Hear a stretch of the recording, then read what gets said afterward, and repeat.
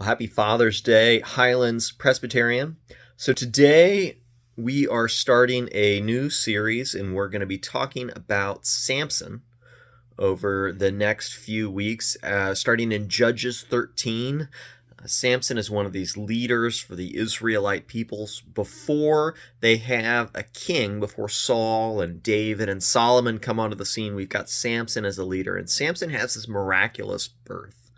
His mother is reportedly barren, and this angel shows up and tells her that she's going to have a child. And the angel gives directions about how she should act while she's pregnant. And then the father, she tells Samson's father, and he comes back with all these questions like, what do we do? Like, once the child's born, how do we raise it? And I think this text is great for Father's Day because it's something incredibly relatable, because it's the same thing I had. Remember when we brought Caleb home 10 years ago, and we were standing around, there's this child there. We're like, what do we do? We had all these questions. How do we raise a child?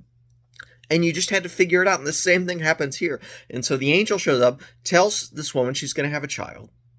And then the father has all these questions. And so the angel comes back and just says the same thing he said previously, doesn't give them any additional detail, but they recognize that God was present with them, and so they worshiped anyway. Even though they didn't have all the answers, they worshiped because God had showed up. Even before they were asking, before they knew how to ask, before they knew how to pray, God showed up.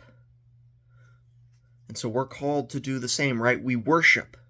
We give offerings, even though we don't know the full picture. We know that just as the people in Judges 13 know that God's name is wonderful, and that God comes to our need, God comes to our aid before we can even think to ask. Because God is ultimately our great and perfect Father. Thanks be to God.